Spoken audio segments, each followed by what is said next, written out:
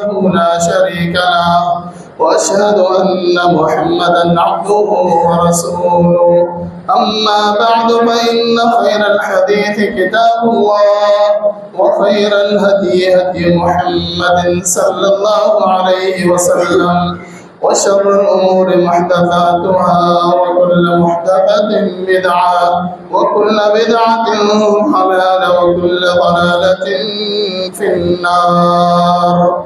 أما بعد فأعوذ بالله السميع العليم من الشيطان الرجيم. بسم الله الرحمن الرحيم. يا أيها الذين آمنوا كتب عليكم الصيام كما كتب على الذين من قبلكم لعلكم تتقون. الله أكبر الله أكبر الله أكبر لا إله إلا الله الله أكبر الله أكبر ولله الحمد. ہر قسم کی حمد و ثنا اللہ وحدہ لا شریک کے لیے اور بے شمار درود السلام ہو میرے اور آپ کے پیارے پیغمبر جناب محمد رسول اللہ صلی اللہ علیہ وسلم کی ذات گرامی پر. میرے بھائیوں، بڑی خوش نصیبی کی بات ہے کہ اللہ تبارک و تعالی نے ہمیں رمضان المبارک جیسا مہینہ عنایت فرمایا، اور اس سے بھی بڑی خوش نصیبی ہے کہ الحمدللہ ہم نے رمضان المبارک میں روزے رکھے، قیام کیا، راتوں کو جاگے، اللہ کی عبادات کی. یہ اللہ تبارک و تعالیٰ کی مہربانی ہے، اس کا احسان ہے کہ اللہ تبارک و تعالیٰ نے ہمیں یہ موقع عنایت فرمایا. اور اس کے علاوہ یہ بھی ہماری خوش نصیبی ہے جتنے لوگ، جتنی عورتیں ابھی بھی مسجد میں بیٹھی ہوئی ہیں، یہ بھی بڑی خوش نصیبی کی بات ہے. یہ اللہ تعالیٰ جسے توفیق دیتا ہے اللہ کے گھروں میں مساجد میں وہی بیٹھتا ہے. حالانکہ ابھی بہت سارے ساتھی عید کی نماز میں موجود تھے لیکن ان کو بتایا بھی جاتا ہے کہ عید کی جو دعا ہے اس کی بڑی اہمیت ہے. پیغمبر علیہ السلام نے ارشاد فرمایا کہ اپنی ان بچیوں کو بھی عید کی نماز میں لے کر آؤ جو ایام مخصوصہ میں ہیں، یعنی کہ وہ نماز نہیں پڑھ سکتی لیکن انہیں بھی اپنی عیدگاہ میں لے کر آئیں. لیکن جب مسلمان دعا کریں تو یہ عورتیں، یہ بچیاں بھی ان کی دعا میں شریک ہو جائیں.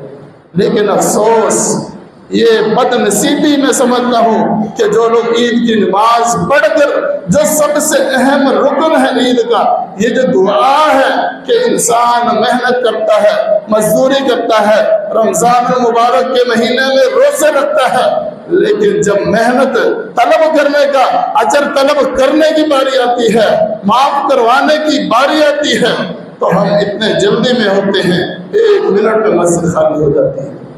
میرے بھائیو، آپ لوگ خوش نصیب ہیں، آپ لوگ خوش نصیب ہیں. انشاءاللہ اللہ سے دعائیں کریں گے، اللہ تبارک و تعالی ہماری دعاؤں کو قبول فرمائیں گے. تو اس دعا کی بڑی اہمیت ہے، اس دعا میں شریک ہوا کریں. تو میرے بھائیو، اللہ تبارک و تعالیٰ کا بڑا احسان ہے.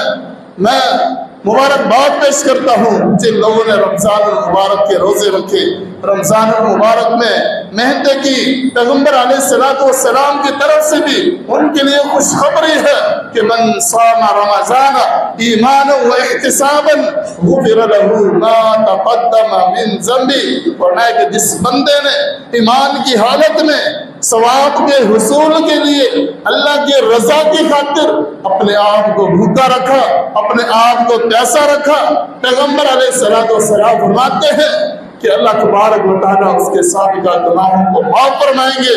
مبارک ہو ان لوگوں کو جن لوگوں نے رمضان المبارک کے روزے رکھے. اللہ تبارک و تعالیٰ نے آپ کے لیے معافی کے سرٹیفکیٹ جاری کر دیے، آپ کے معافی کے پروانے آپ کے لیے جاری ہو گئے. اللہ تبارک و تعالیٰ نے مغفرت کے سرٹیفکیٹ جاری کر دیے. اور میں مبارکباد پیش کرتا ہوں ان لوگوں کو، اس کیٹیگری میں، اس درجے میں بہت کم لوگ آتے ہیں کہ من قام رمضان ایمانا و احتسابا غفر لہ ما تقدم من ذنبی، جس نے رمضان المبارک کا قیام کیا، نماز تراویح پڑھی، کس وجہ سے پڑھی؟ اللہ کو راضی کرنے کے لیے کھڑے رہے، گھنٹہ گھنٹہ کھڑے رہے، اپنے کام کو چھوڑ دیا، اپنے کاج کو چھوڑ دیا، اپنی دکانداری، اپنی تجارت کو چھوڑ دیا، صرف رب کے سامنے حاضر ہو گئے۔ کیا سن رہے ہیں؟ رب کا کلام ہے، رب کا قرآن ہے، قرآن مجید کی تلاوت سن رہے ہیں، اللہ کے سامنے کھڑے ہوئے ہیں، اللہ کے سامنے کھڑے ہو کر اللہ کا کلام سن رہے ہیں۔ ان کے لیے خوشخبری کا اعلان کیا ہے۔ پیارے پیغمبر جناب محمد رسول اللہ صلی اللہ علیہ وسلم فرماتے ہیں کہ جس بندے نے رمضان کا قیام کیا، ان لوگوں کو میں مبارکباد پیش کرتا ہوں، ان لوگوں کو میں خوشخبری سناتا ہوں کہ جو خوشخبری پیغمبر علیہ السلام نے سنائی تھی۔ فرمایا جن لوگوں نے رمضان المبارک کا قیام کیا ایمان کی حالت میں، ثواب کے حصول کے لیے، اللہ کی رضا کے لیے، خالص اللہ کی رضا کے لیے قیام کیا، فرمایا غفر لہ ما تقدم من ذنبی، فرمایا کہ اس کے سابقہ گناہوں کو معاف فرما دیا جاتا ہے، اس کے سابقہ گناہوں کو بخش دیا جاتا ہے۔ اور اس سے بڑھ کر یہ جو درجہ ہے اس میں بھی بہت کم لوگ آتے ہیں۔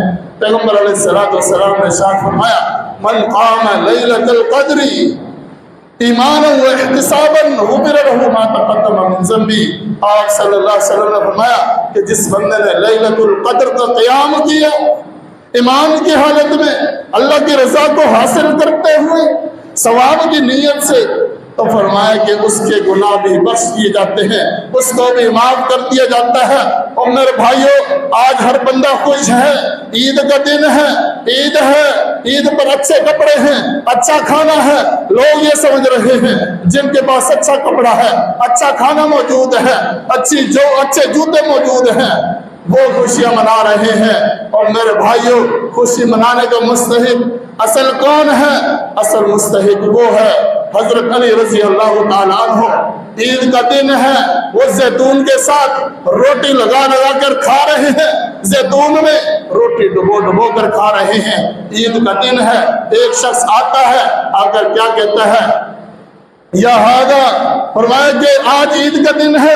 حضرت علی رضی اللہ تعالیٰ عنہ فرمایا امیر المؤمنین عید کا دن ہے، زیتون اور روٹی آپ ڈبو کر کھا رہے ہیں، کیا ماجرا ہے؟ تو حضرت علی رضی اللہ تعالیٰ عنہ فرماتے ہیں یا ہاذا لیس العید لمن لبس الجدید واکل الثرید، فرمایا کہ یہ شخص سن لے، جو شخص اچھا کھانا کھاتا ہے عید اس کی نہیں ہے، جو اچھا لباس پہنتا ہے عید اس کی نہیں ہے، جس کے پاس لباس سب سے مہنگا ہے عید اس کی نہیں ہے، جو کھانے سب سے بہترین عید کے دن مناتا ہے عید اس کی نہیں ہے۔ ولکن العید لمن قبل منہ بالامس صیام، فرمایا عید اس شخص کی ہے جس نے رمضان المبارک کے مہینے میں محنت کی، روزے رکھے اور روزے رکھ لیے، پھر اس کے بعد اس کے روزوں کو قبول کر لیا جائے۔ دعا کریں اللہ تبارک و تعالی ہمارے روزوں کو، ہمارے قیام کو، ہماری عبادات کو قبول فرمائے۔ حضرت علی فرماتے ہیں رضی اللہ تعالیٰ عنہ، فرمایا کہ عید تو صرف اس شخص کی ہے جس نے روزے رکھے اور اس کے قبول ہو گئے، اور جس نے قیام کیا اس کے قیام کو قبول کر لیا گیا۔ وَشُكِرَ لَهُ سَعْيُهُ، رمضان میں اس نے محنتیں کی ہیں، اس بندے نے کوششیں کی ہیں، اس بندے کی اللہ تبارک و تعالیٰ نے قدر رکھی ہے، اس کی لاج رکھی ہے، اللہ تبارک و تعالیٰ نے اس کی محنت کی قدر کی ہے۔ فرمایا یہ بندہ عید کے مستحق ہے، یہ بندہ عید کا مستحق ہے۔ فرمایا وَغُفِرَ لَهُ ذَنْبُهُ، فرمایا عید کا مستحق، عید پر خوشی بنانے کا مستحق وہ بندہ ہے کہ جس بندے کے اللہ تبارک و تعالیٰ گناہ معاف فرما دے۔ فرمایا یہ عید ہے، اچھا کھانا، اچھا لباس، اچھے جوتے، یہ عید کا مطلب نہیں ہے۔ عید اس شخص کی ہے جس نے روزے رکھے، روزے قبول ہو گئے، قیام کیا، قیام قبول ہو گیا، اس نے عبادات کی، اللہ نے عبادات قبول کر لی۔ اور حضرت علی رضی اللہ تعالیٰ عنہ فرماتے ہیں کہ آج کا دن بھی ہمارے لیے عید ہے، جب ہم نیکی کر لیتے ہیں وہ ہمارا دن عید ہوتا ہے۔ اور فرمایا کہ جس دن हम लोग ला नअसिल्लाह, अल्लाह की नाफरमानी नहीं करते। जिस दिन हम अल्लाह की नाफरमानी नहीं करते, अल्लाह की बगावत नहीं करते, फरमाया कि हमारा वो दिन भी ईद का दिन होता है कि जिस दिन हम गुनाह से बचते हैं, हम खताओं से बचते हैं। फरमाया हमारा तो वो दिन भी ईद का दिन है। और मेरे भाइयों, अल्लाह तबारक व तआला से हमने अभी दुआएं करनी है कि हमने जो मेहनत की है, जो हमने कोशिश की है, जो टूटी फूटी इबादत की है, अल्लाह के सामने आज रख कर अल्लाह तबारक व तआला से कबूलियत की दुआ करनी है। और अल्लाह ताला से दुआ करता हूँ कि जो कुछ सुना है सुनाया है से अपने बारगाह में कबूल मंजूर फरमाए। अक़ूलु क़ौली हाज़ा अस्तग़फ़िरुल्लाह ली व लकुम व लिसाइरिल मुस्लिमीन वल्हम्दुलिल्लाहि रब्बिल आलमीन।